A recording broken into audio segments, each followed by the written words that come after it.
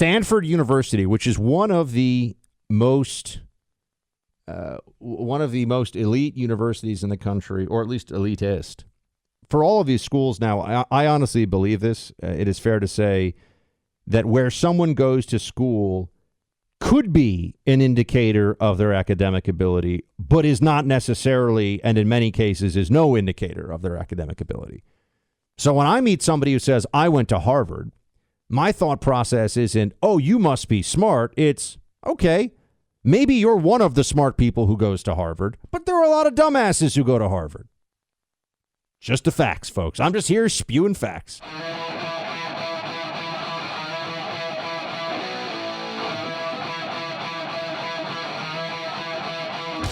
A lot of dumbasses who go to Stanford. A lot of smart people, too. But you see, it is possible, you could argue probable, but certainly not a certainty that if you go to one of these schools, you are, and by to say dumb, just academically highly capable, really good at school. You know, I also think that there should be a whole rethink of, well, a lot of things in schools. By the way, one happy note. I like to bring you happy things. Christmas time, holiday cheer, yay. Conservatives have woken up to the school board issue. And I have friends involved in this fight at the organizational level.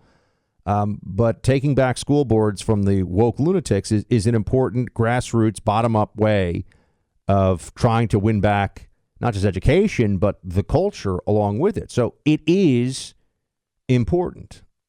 It is an important part of the process. But I was somebody who always thought, really, is calculus, like, do I need this? The answer, by the way, is no. You don't.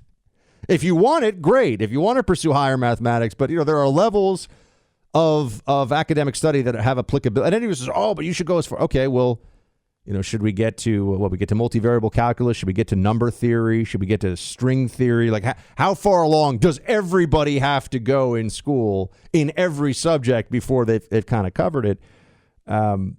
I think that there should be far more of a focus on,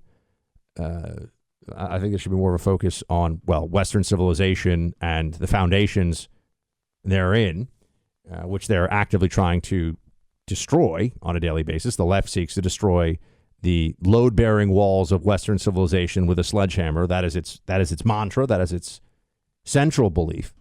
But I also think that learning the basics of personal finance, I know that sounds boring, like, oh, how to balance it. I don't just mean how to balance a checkbook. We should understand, we all have to interact with and all have to deal with the world of banks, mortgages, credit cards, money, checking accounts, savings accounts, bonds, all these different things. Very few people learn that. I mean, the economic illiteracy, or really I should say financial illiteracy that is prevalent, I think people are much more likely to learn about the Laffer curve, for example, in school than they are to learn about compound interest, which is not a good thing. Much more important to understand compound interest. Anyway, the university system has been, I didn't even talk about this yesterday. I mentioned it at the top of the show, but Gibson Bakery in Ohio got its $30 million plus payout from Oberlin College, and Oberlin's conduct was shameful, and it engaged in slander of the Gibson family as racists, and tried to destroy their business and their reputations and their livelihood. And so that was absolutely some measure of justice. Now, even with a $30 million payout, because a bunch of cowardly woke bureaucrats at Oberlin, this was back a few years ago,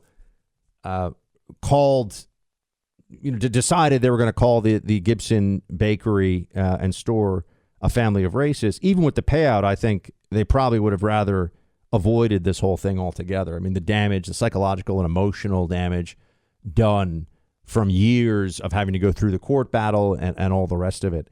But the university system, as we've seen, has been co-opted by and is now dominated by left-wing ideologues, by the worst of the woke. In fact, wokeness, you can really trace it to the universities. That's the laboratory. Where does the craziest idea come from that you can think of? Where are the craziest ideas? Where do they start out? Usually on college campuses, because you get a bunch of left-wing academics who push all non-left-wing academics out. They're insulated. These universities have become hedge funds that happen to give classes. Some of them have massive tens of billions of dollars in endowments. They're overpaying people to not teach very much, to not be actually in the economy in a private sector and meaningful sense. And so what do you get? Well, you get little brigades of woke drones being churned out of these places. And I think about this because Stanford, bringing it back full circle, Stanford has put out a list of harmful words, a list of harmful language that is to be eliminated, and it will remove these words from all Stanford IT systems and websites. So this is not just a, hey, try to avoid these. This is Stanford will actively scrub its publications and online presence of the following words. Now, you may be thinking, well, what's included here? Oh, it's good, as in it's really bad. Grandfather, brave, master, American. These are words that Stanford University, certainly one of the 3 or 4 most elite universities in the country by reputation, no longer wants used as a community and will no longer use online. They also want to replace the term, this was amazing, Karen, with a demanding or entitled white woman. By the way, I do not like the term Karen. I've felt that way for a long time. If I've ever used it inadvertently or without thought, I would strike that from the record. I don't like this. We would not, we would not create some term of disparagement for women of any other race. I think Karen is I don't like that. And I know it's a lot of people go, oh, it's a lot of funny stuff. Oh, I'm going to call for the manager. Wouldn't do that to women of any other background, and we shouldn't. So I don't know why we should do it to white women. I don't agree with this notion of Karen as a term. But also words that are banned now at Stanford. Blind review. Blind review has to now be anonymous review because they don't want to offend the blind. Tone deaf. Tone deaf will be swapped for unenlightened. I'm trying to think what else here. Oh, you are no longer to use the terms black mark and black sheep because of the negative connotations to the color black.